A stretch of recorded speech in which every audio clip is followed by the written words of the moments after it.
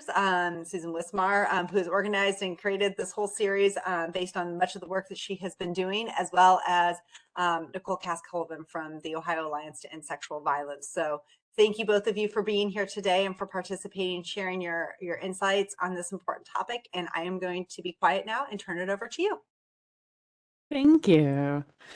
Well, we want to take a second to introduce all ourselves and the space and what we want to go forward with today. And so, beginning with in the chat, we just wanted to hear who was here, since we're all joining together to talk about what making a shared power space would be in consensus. And so anything about what you're bringing into the space today, about where you're joining from, what role brings you to this webinar space today on consensus, and what are some of the life experiences that you bring that you're going to be able to inform and lift up our conversation today. Thanks, Nicole, for putting that in the chat.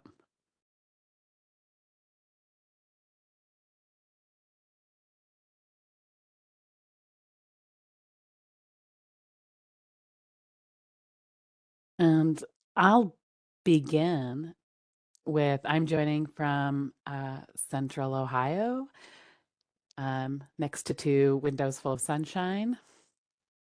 And some of my role I'll tell about later about working with CCRs. And life experiences that I bring today. Well, I suppose I have my bio answers, but also just trying to maintain relationships in friendships and in sexual violence movement, while like having a shared goal together in a way that's not just making directives, and also keeping people's investment is like the wins and fails that bring me into this topic today. Nicole, can you share some of what's been entered? Yes, I was just done meeting myself. Thanks for your introduction, Sue. So in the chat, we have Lena Crane, newly arrived at Baldwin Wallace University. Welcome. And hoping to revive a CCRT. Oh, I hear that a lot. You are not alone in that. And I'm excited for your journey in that way. I think I'm not seeing anything else in the chat right now. Feel free to continue to add things to the chat and I'll read it out. Oh, thanks, Michelle. So Michelle Gaffney from University of Mount Union. Welcome, Michelle. And if you want to share anything else, feel free to do so in the chat and I'll keep an eye out. And in the meanwhile, I'll introduce myself. So my name is Nicole Cass-Colvin. I use she, her pronouns, and I am the manager of coordinated community responses with the Ohio Alliance to End Sexual Violence, which always feels like a mouthful, but essentially that means that I get to support CCRTs and sexual assault response teams all across the state, and whatever that looks like for each community. Currently, I'm joining from Chicago. I'm taking a little break from the In Violence Against Women International Conference to join you today, but typically I'm in the Cincinnati area. And as far as life experiences, I have a lot of experience with being a part of and coordinating and facilitating different community teams, whether that's CCRTs, whether that's sexual assault response teams. But like Sue, I have a lot of experience too in my personal life. I've lived in intentional community. I've been a part of some community organizing, and have also just been able to experience a lot of different ways to be in community with one another, and to have that kind of communication and consensus relationship. So that's Thank me. you. I suppose I should say, well, Carrie introduced basically the campus CCR work and sexual violence, domestic violence, coordinated community response work is something that I do in my day job for the past decades or so. So that's part of the lessons of successes and worthwhileness that we're bringing today.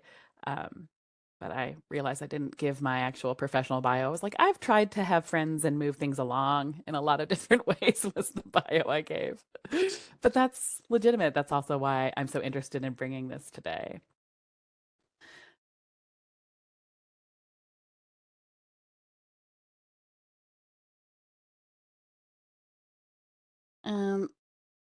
These are the three concepts that Nicole and I, when we talked about what we wanted for this space, um, we intentionally framed them as intentions instead of objectives because we didn't think it was appropriate that we would have expectations from our audience. But what we wanted to do, and I'll start by just reading aloud the first one, that this would be adding to the conversations about how we share power in our anti-violence, Ohio sexual violence, intimate partner violence prevention work.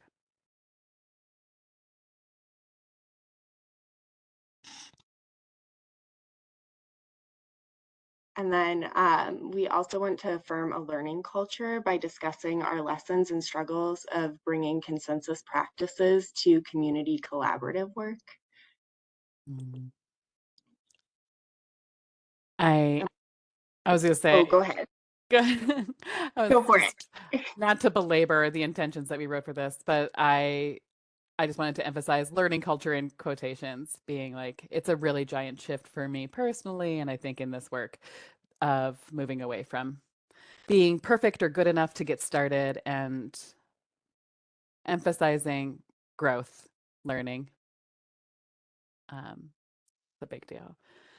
And then we also hope to share just some foundations. If anybody, this is their first introduction to consensus process or how that could look while you're building something in a dedicated space for prevention, we hope to share some foundations for that and tools. That sound good? So as a way to practice consensus too, if we were here with you in person, we would maybe ask you to practice that through a thumbs up, sideways, or down to see how you feel about it. But since we're not in person and since we can't see you, we won't be doing that. But I just wanted to share that we want to also model how this can look. So we would have you practice if we could see you. Thank you for stopping me on that. I forgot we were hopeful of that. There's one of the tools we'll learn later is but you know, you don't need to learn it. You know it. It's like this or like this. And we'll talk more about how we can implement things that are very intuitive in a consensus process. But I'll get us sort of started with the groundwork introduction to what a consensus process for social justice organizing, where it comes from, and what some of its basic vibes are. And we do want to, at its core, understand consensus is a creative thinking process. It's something that it does not mean everybody is unanimous. It does not mean everybody is miserable at a compromise. And that's some of what gets bogged down in resistance to doing consensus work is that it takes so long or is just sort of making everyone conform to one idea. Consensus at its heart, it's a creative thinking process where the group has done its best to hear all ideas and concerns and synthesize the best possible proposal. So it's a promise that this group is going to listen to all the ideas and then see what we can do by collaborating those, melding them together. Like we are better with more concerns and ideas.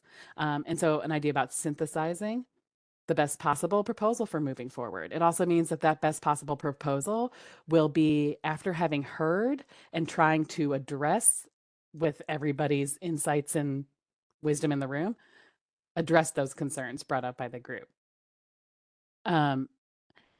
That definition that I read is from the Empowerment Manual by Starhawk, who is an Indigenous social justice leader, and I think gives a very succinct introduction to how you can effectively use a consensus process or support it in a space. I left the link there, and I think that it's a really great introduction for folks. And on the left side, the pyramid, and then the polygon I have next to it, is just sort of a representation that consensus is a shift that's moving from power over, like pyramid hierarchy, and it's trying to engage in a more equitable circle space, right? That's the polygon idea. So it's power with each other, not power over. And part of that is also a shift into being collaborative instead of competitive. When our ideas are all going to be heard, we don't need to fight for airtime. And when we're looking to synthesize the best of what everybody's doing, I don't need to have my idea be good because of the deficits of your idea. It's how does my idea complement and add to your idea, or, you know, I ascend us to another level. Like, it just becomes a different energy in the room. It doesn't feel like, personally, my personal experience in discussions like this, they're less anxiety producing for me.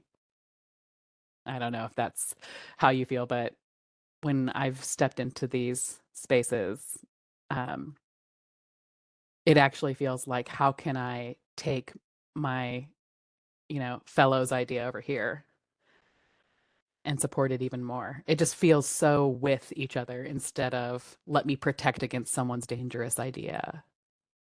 Yeah, and I think it goes back to that idea of perfectionism that you mentioned before as well. Like, for me, I also really have a lot of anxiety around perfectionism, and having a consensus process that is more circular, rather than hierarchical, takes away some of that anxiety of perfectionism, because we don't have to be perfect in those spaces. We don't have to come up with the best idea.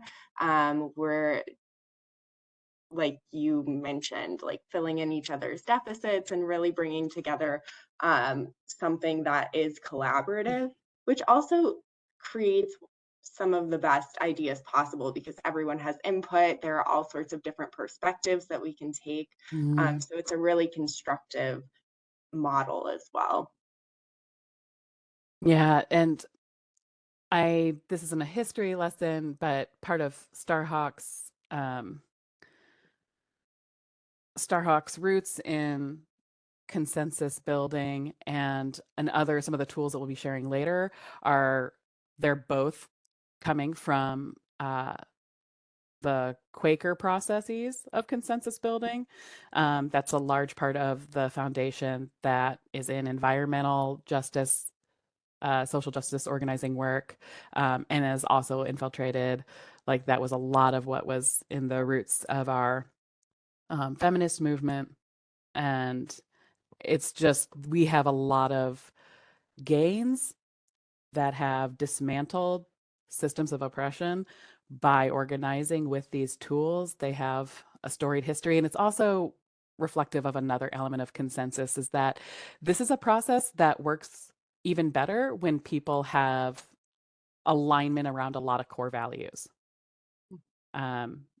That's why within the Quaker religion that was successful, but then it moved into other social organizing where some of the anti-violence values were the same there.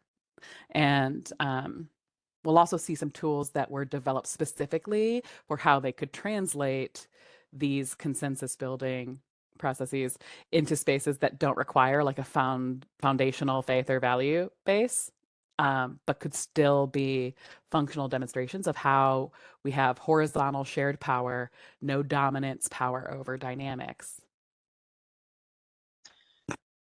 Yeah, I want to add as well that consensus processes aren't new. They're Mhm. certainly not something that we're bringing to the table, especially as like um, white women in this field. We know that consensus processes have been around forever and will be around forever. They're present in a lot of Black liberatory work, Indigenous cultures, and Mm. queer and trans organizing as well. Um, and I think it's important that we recognize that and also realize what this looks like as a culture shift for us, because our culture in nonprofit work, in campus work, in CCRT work can be really based in that hierarchical dominant culture. Um, and there's a lot of, as you mentioned earlier, unlearning and relearning that we can do in order to really create this holistic process. That's awesome. Yeah, and I know we're going to talk more about that soon, but the culture shift idea is just so massive, I think. Where it's like, and I said power with, not power over, but those could also be replaced with language of it's a matriarchal circle, like it's a matriarchal shared and collaborative, not a patriarchal power over, which is how we another just way of identifying how power functions in social groupings. And so yeah, like it's a culture shift. We acknowledge that we are in a patriarchal society and that those are the norms and values that we are embedded with. So like yeah, um makes sense that it would be a shift to move into a different way of organizing. Certainly. Um I feel like I had another thought, but I'm just going to change our slide and we'll catch it when we catch it. Oh, and here I just wanted to step us through. We won't be practicing this process today, but I wanted to give an outline of a consensus process in 3 phases. Um, Now, another thing about consensus process that's clear that you want to understand is that it's not an organizational structure. It's not your committee isn't a consensus committee. Um, it's a way of decision making. It's a form of decision making. And it's not great. It's not something that you want for every decision. It's not great for deciding should we break for an hour for lunch or an hour and a half. Like that's not a great use of a consensus process. Um, if we met Tuesday, would people be able to come? Is not necessarily a consensus process. Like there's other things to do for that. But it is an important tool for things that are incredibly important.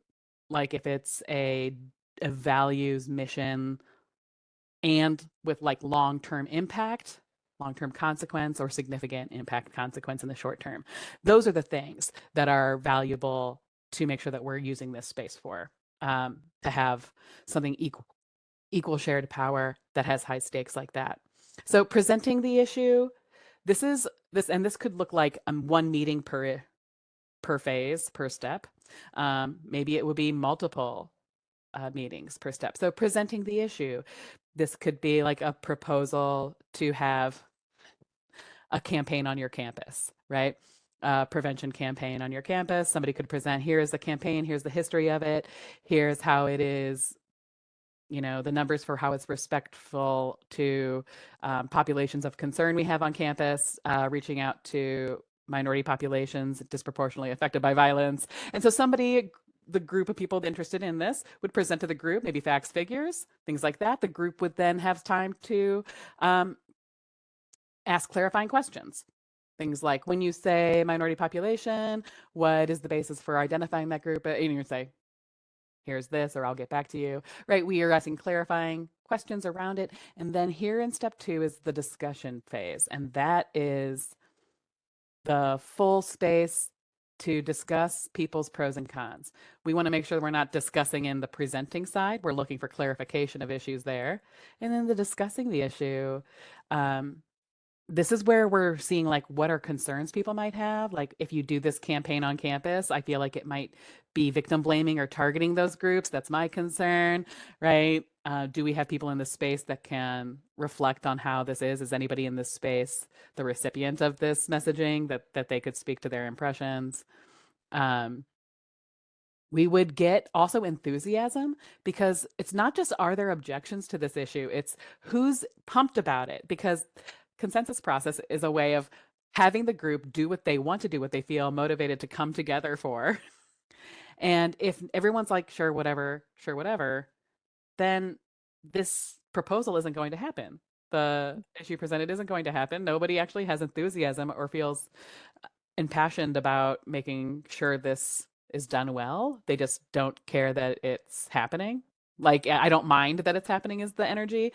Then there's not a consensus for moving forward.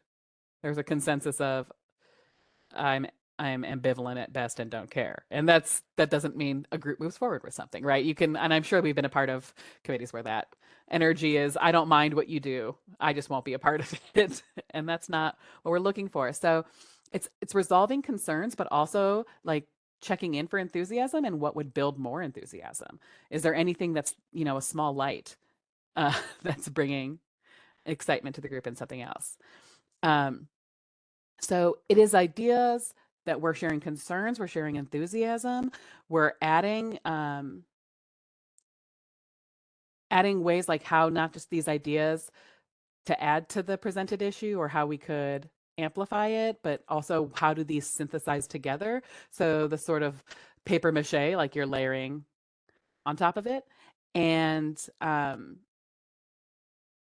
also not just adding those new ideas, but those new ideas would also be solutions to concerns that were brought up. And the discussion that phase will end when everybody is saying the same thing over again. And it's like, okay, we're still circling around the same ideas. No new ideas are being brought up or no concerns. Somebody will speak at the end of this, a proposal saying like, okay, so it sounds like we want this idea with this idea with this idea, making sure we address this concern by doing blah, blah, blah, proposal for the group, right? Synthesizing all of the work of that discussion. And then it comes into deciding the issue. And so as a facilitator, checking in for like, yeah, this proposal. And if it's a dull, we go back to discussion, right? For something else. You check for new concerns, being like any concerns that haven't been raised in our discussion that we need to find solutions to. Someone brings up another concern that hadn't been discussed. We do our best to figure a solution to it. And then there's a check for reservations and objections. And this might be something that somebody brought up before, but after discussing it at length with the synthesis and the proposal, this concern being brought up at this point is just for the record, being like, I want it put on the record that I think $500 is too much to spend ethically on this campaign, this prevention event we're doing. And that'll be put down into the notes, right? That's just to be lodged, not to throw a wrench into this moving forward. And then you check for people abstaining. And that's really the lack of enthusiasm where it's all like, yep, I'm not going to be investing in the event. I'm doing other things, but y'all move forward. That's a person who's abstaining. And then there's the very rare situation, but a power that's invested in everybody, which is a block. And blocking something is a power that we give to everyone to make sure that we won't proceed with something that is against one of our established core values as a group. And it's something, because the discussion is so robust, it would maybe happen like an organizer might block something like once in their lifetime, because consensus process are supposed to flush it out. And a block does not mean that the proposal is thrown into the trash bin. It means it goes back to discussion. And a block only pushes something back to discussion if it is meeting one of the core values, right? So somebody saying, I want to block this because I think $500 is too expensive. If that's not one of the core values of fiscal blah, blah, then it's like, okay, well, we'll note that concern, but it's not sufficient for a block to stop what we're doing. If they hadn't brought up the money before, then it would be a new concern and we would talk about it. So that's a sort of lengthy overview, but those are the three sections and how they protect each other from, like, there won't be a moving forward without full opportunity that everyone was heard. There won't be a moving forward with something that goes against our core values. There won't be a moving forward without a genuine attempt to resolve concerns. And what we have at the end is an amalgamation of all the best ideas from all the different perspectives within this room. And that's basically what a consensus decision-making process is looking to achieve. Oh, sorry, I didn't check. Nicole, is there something that I was like, that's the most like chapter and verse that we'll get today about a process. That's I feel like that was a really robust explanation, and I have nothing to add. Sorry. All right, moving on to more Okay. how we live with this. Okay. So I really appreciate, Sue, you kind of laying out what some steps are in consensus processes, and we'll also dive in a little bit of a few of the many tools that are available to start implementing some consensus into your practice. But first, we wanted to dig into why is consensus a really good process to start working on in your team.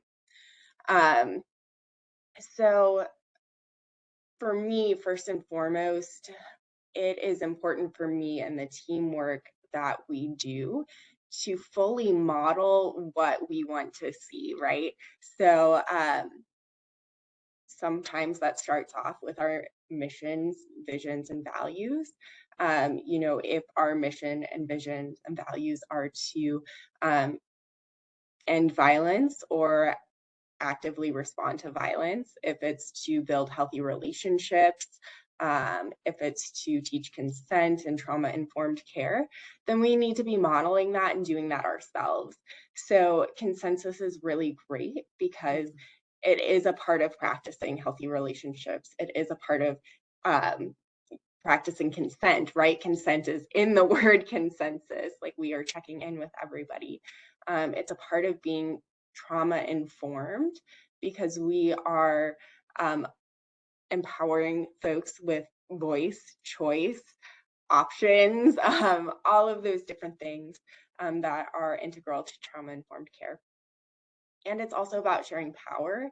And we know that violence is rooted in power and control.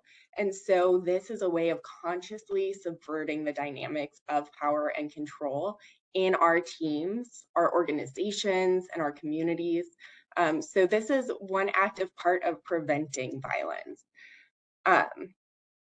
and modeling that prevention of violence. Word.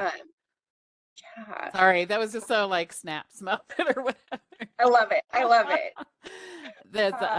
There's a quotation that when we were talking about this together, and like I write this on my CCRT agendas and stuff like that too, of just reminding the Adrienne Marie Brown quotation that's around, and I'm so glad it is for a lot of people hearing it, of how we do the work is the work. She wasn't the first person to say that, but that's where I attribute it. But yeah, how we do this work is the work of prevention. It is healthy relationship modeling. Yes, absolutely. And I think that also goes into the next reason, which is anti-oppression. I could spend hours and hours and hours breaking this down, but I will, give you a little plug here to check out our website and our socials, oaesv.org, because we do have a lot of really great trainings on anti-oppression. We have a co-conspirators and ending oppression group and trainings that are coming out of that. And then we also have some advocacy trainings on the history of the anti-violence movement and the anti-sexual violence movement. But to kind of distill some of that information into a couple of minutes, essentially the history of our work is that it started out with Black liberation, with Indigenous liberation, with other grassroots movements that are very consensus-based, and then was co-opted with second wave feminism and really white women who wanted to um, create a more nonprofit centric and criminal justice centric movement, and really professionalize the movement. And so that's how we see this hierarchical structure becoming really a part of our teams and our movement. It became very patriarchal, white dominated, and further marginalized and harmed queer, trans, Black, Indigenous, and people of color survivors and movement members who are to this day the most underpaid, kept at the lowest level of organizations, and most harmed in our movement, which you can check out our wage survey that we did in collaboration with the Ohio Domestic Violence Network and several other organizations across the state. That has a lot of information on that. So because of this, and because folks who are marginalized and oppressed historically are on the lowest levels of our organizations, of our teams, they don't often get a voice purposefully. And so when we move towards processes where everyone gets to have a stake, a decision, a voice, that is also a part of the work. And we also, again, are actively working on prevention through subverting those patriarchal and harmful hierarchical structures. And we're getting back to the roots of our movement. Yeah, this is linking for me back to the perfection versus learning. Yeah. We don't have a learning lens. We have a like I feel resistance gurgling up like with implicit bias training, being like, but I'm so intentional about wanting to dismantle these. How am I contributing to it? And I don't like that. And I feel resistance about like there's just an immediate defensiveness a little bit that comes up with it. And I think that that's something I've been a part of, feeling that defensiveness, and been in rooms that have held that defensiveness too, that I was a part of like, we are so purpose driven, and all of our work is around dismantling this, that it can feel sticky to say like, hey, we still have hierarchies and power over in our ending violence against women committee. Yeah. And I just want to acknowledge like, and that's part of the culture shift too, that we said like this is a culture shift, is that like it feels like a lot to let go of, or it's the ways that we were trained in this movement. Yeah. Yeah, and I think like that And it's being, okay that we recognize that and move on to learning, yeah, that it's not just simple. yeah, and honestly, like I feel like, um, in thinking about my own um, process of confronting my own biases, which can be incredibly hard. Um, Being able to implement tools like consensus feels a lot more community oriented and a lot more um, approachable, I think, to a lot of folks um, as far as anti-oppression. Um, and yeah, I'm I'm processing some more, but um, No I, problem. yeah. But that being said, too, I think often what we see as well is that the folks who are directly working with survivors the most often are also at the bottom of the hierarchy, like the folks who are, um, the advocacy staff or whatever staff are typically in most collaboration with survivors or who are survivors themselves, because we know that many people in this work are also survivors, um, aren't typically the ones with power in teams. The folks who are typically power in teams are administrators, directors, managers, that Yeah. kind of middle management, which can be good, but also they may not have that direct experience in the same way that folks at different levels of the hierarchy have. So I think that lends itself to some practicality, like having some more direct Yeah. experience with the work. Um, and I think also what we typically see is that that one leader, or sometimes there are co-leaders, has all the power and all the responsibility. It creates a lot of stress for that person, a lot of work for that person to always be Yeah. like doing all of the things. They burn out really quick. Well, in And the chat, we had somebody like, I'm starting at the CCRT again. And you're like, right. yes, Did the one person yeah, holding it all leave? Like, is that why? right. Well, and that's what we see, like, being Mhm. over all 88 counties in Ohio, and seeing teams across the Yeah. state as well as other states that I've worked in. Um, that's the trend that we see over and over and over again. There's one champion, right? Mm. That leader of the team, and they may do a really, really good job of getting their team going, and then they leave, and then that team just falls apart. And so we have a few years where there's no team, and then a new team leader is designated. Then they have to learn the role, renew all the Right. buy-in, start new processes, gain that momentum, and then that cycle starts over again. Or on the flip side, you have leaders who maybe haven't gotten the buy-in, or maybe aren't the champions. And so that team never takes off, and that leader Mhm. feels all the pressure or all the guilt or all the shame for that team not taking off. Mhm. So sharing power can be really practical. Um, Yeah. so, Speaking of practical, so our last like 15 minutes of information sharing that we have is going to be some of the tools. And I know that you're, Nicole, going to talk about our first one here that mhm, um, of moving into consensus tools mhm, is, and this is actually something that I got from you, that in the recent work that most recently in doing this most explicitly, because I've only used pieces of this in my campus work, and my most recent practice has been on a community level CCR. Um, because kind of like the culture shift we've talked about before on campus, we have a lot of hierarchical structures. And so this is a very big culture clash, and it's got to move at the speed of trust and enthusiasm to learn new things.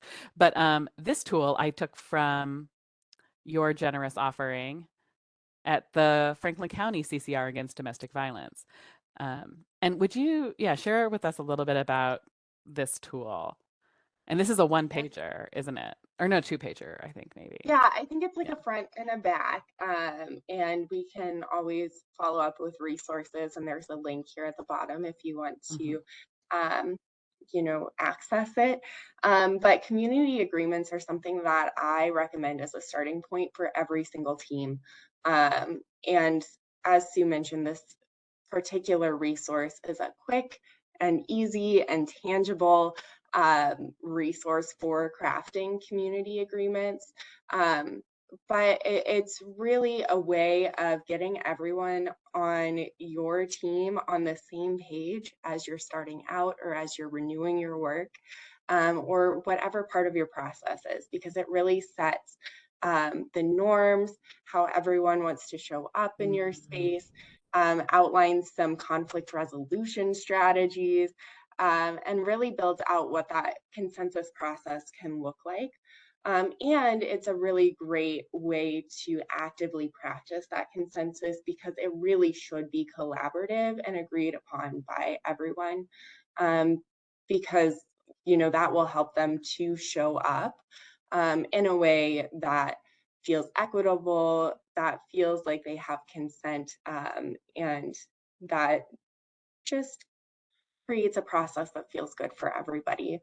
Yeah. Once folks do have community agreements in place, I do also recommend that they should be readily available for everyone in the group, as well as for new members. They should be revisited often, and new members should be able to suggest changes and additions.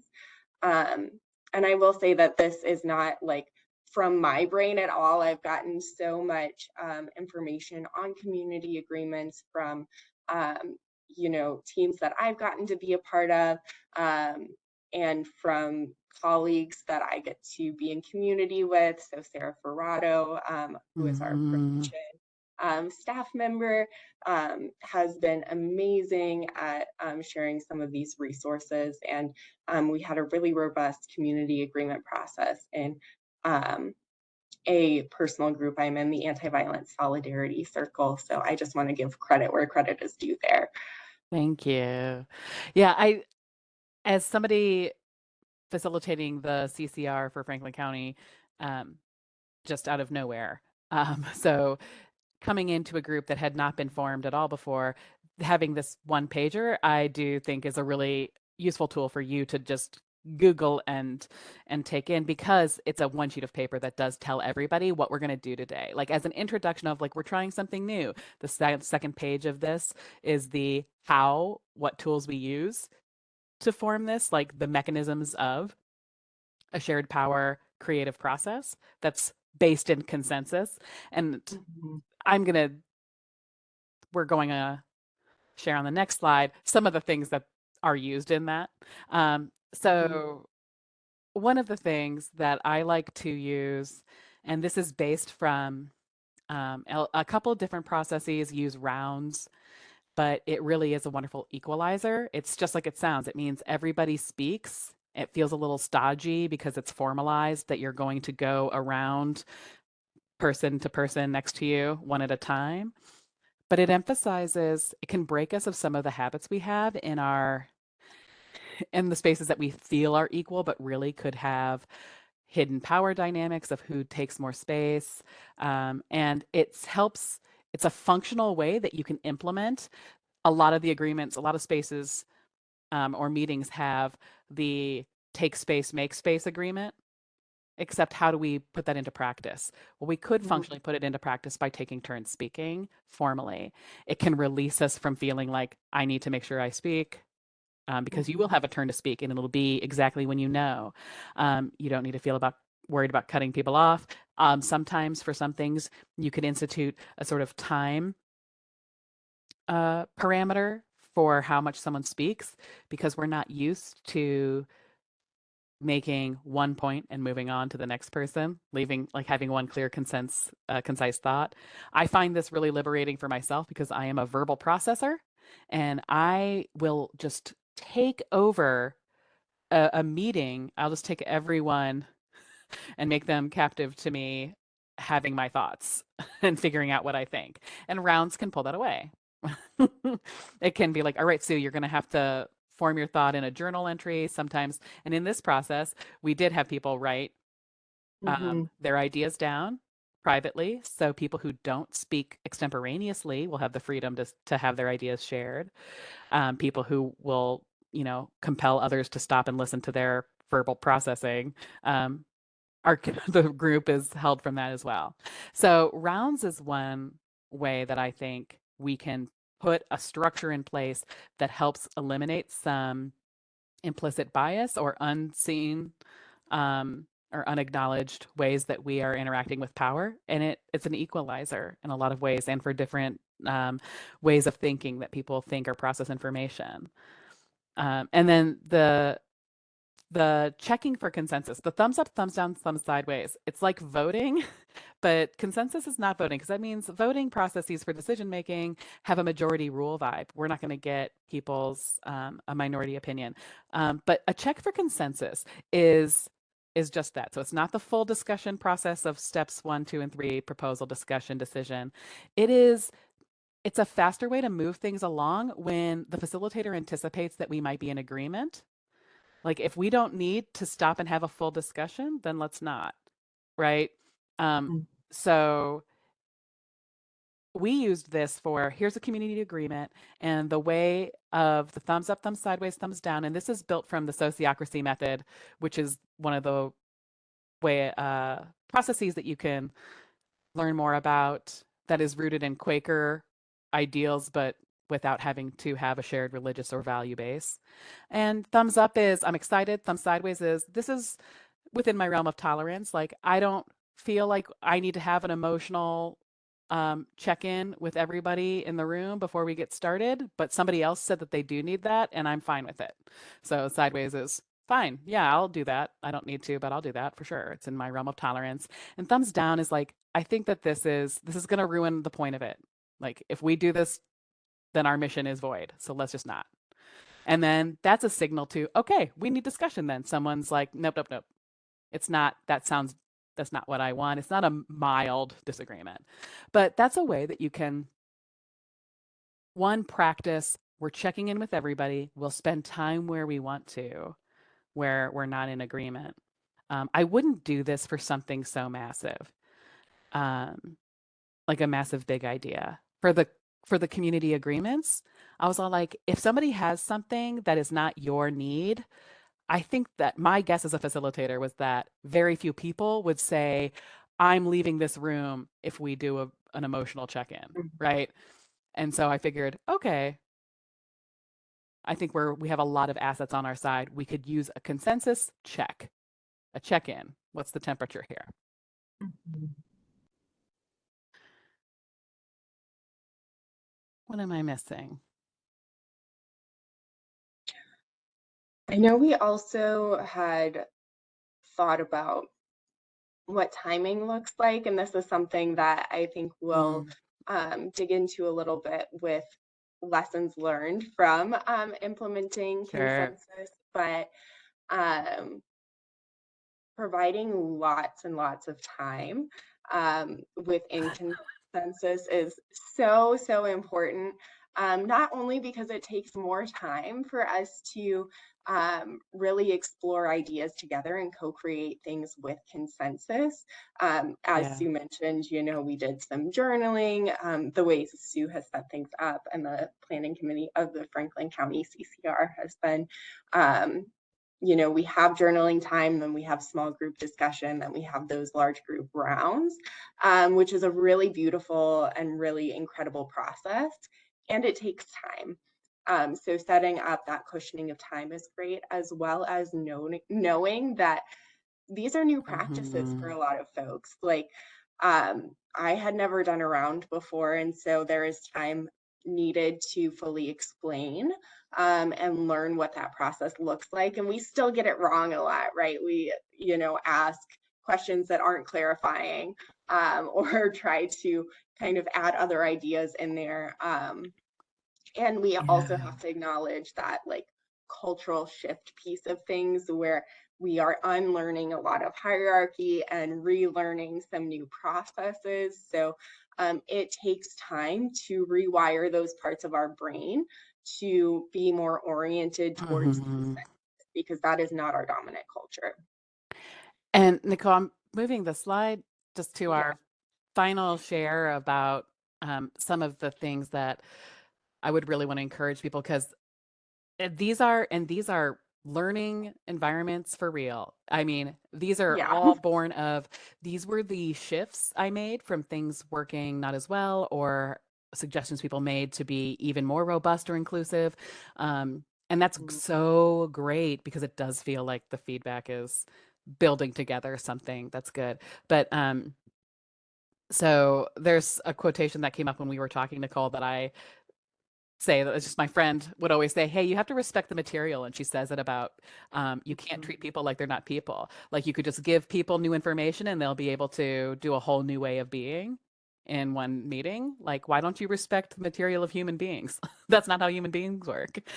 um, and there's something from social justice worker, abolitionist Miriam Kaba, who's like, we're not going to be able to dismantle punishment systems. She works in abolition. She's like, we can't dismantle the old systems without acknowledging what we benefit from, like how we like it. How we like it. And we do like power over structures. It's clear. I go to a meeting and someone's running it. I didn't have to contribute, right? They're going to tell, what do I need to do? They're going to tell me. And I'm going to walk away knowing what I have to do, knowing the expectations of that room. Like, it feels Mhm. nice to know what's expected of me in a room, to have practice in having done it and be able to do it with ease. Like, that's comfortable for people. And we're asking people to let go of that. So, like, and it's worthwhile. We've already talked about how the sustainability, like things collapse. Um, we Yeah. don't need to pretend like, yes, this takes time, but let's not pretend like we don't have a lot of time already invested in the ways that aren't working so well, in the ways that do reinforce power structures. Like, we invest a lot of time in having a project go forward from the group that no one is supporting, or that some person feels unheard and they're actively dragging it down because Right. they are against it. We didn't take the time to make consensus. So it's like, you know, it's worth it anyway, I think, right? Like, um, and so expectation setting. And I think the first time that we had that community agreements meeting and we came up with stuff, and I was like, great. All right, next facilitator, I'll just pass. Like, I did a round of facilitating, you do one now. Next person, it's a sheet. You can do it and everyone will be great. And it was a bizarre assumption that I had that everyone would just be able to like jump into what happened one time before that we've ever practiced and continue the process. Um, and so I was like, well, I had a wrong idea of expectations, and I also communicated to the group wrong. Like, I didn't say like, hey, this will be sticky for a while. And I think that in 6 months we'll be really good at it. Let's keep going. And it was like round like meeting two. It's like, why is this so hard and why are we not already flying to the moon? And it's like, oh, well, if you had a different expectation or I didn't communicate one, that would be frustrating, right? Mhm. Which I suppose these all overlap, but it's also an example of the transparency. And so we made shifts about like the information about steps and rounds. Like finally, by our third meeting, we had a handout. So it's like anybody walking in new will be like, this is how we work here. So you don't feel fish out of water. Like, this is what's expected. And helping us who have been there stay aligned on the like, what's the point of what we're doing? How do we do it? Oh, right, 1 point per round sort of idea. Mhm. Oh, I'm so sorry. I think that you were going to talk about resources and I did. No, you're great. Um, But yeah, yeah. that's and I spoke about rotating facilitation in that example as well, where it's like, okay, so shifting into we want to share the facilitation, but it's wrong of me to think that I could facilitate one and then somebody who hasn't been thinking about this and practicing it would be able to just jump in. And so we moved instead into people volunteered to facilitate, and they're joining me and my co-facilitator on all of our planning for the next handful of meetings. And then they'll co-lead with us and then lead on their own. Like, and then that would be a more realistic way that we can build that sustainability.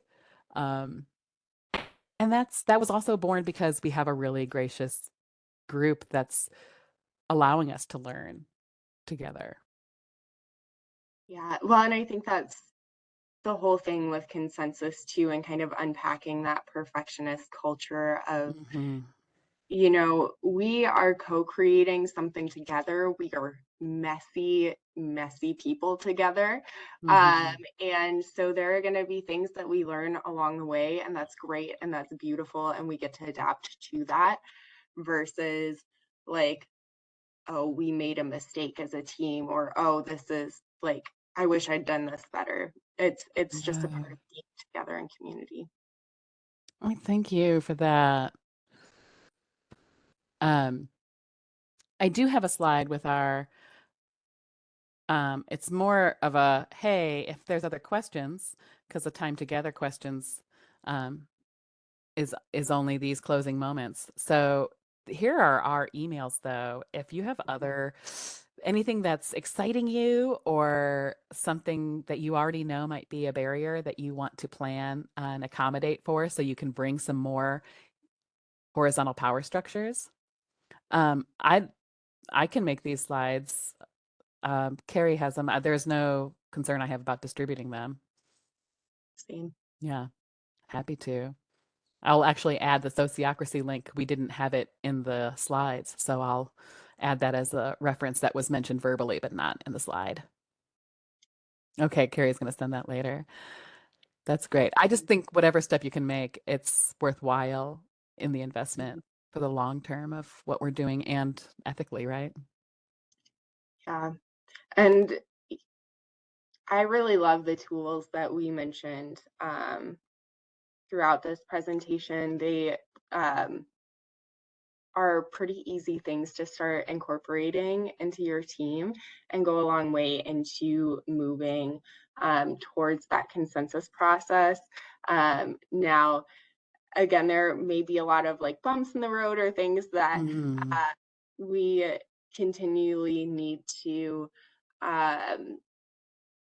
make that culture shift. And so like I'm not gonna be like, hey, like this is gonna go perfectly for you and like consensus process is immediately gonna in your team, because like, you know, we're again messy humans. But these are some simple steps you can take to start moving in that direction, and I feel like it's really worth it. Agreed.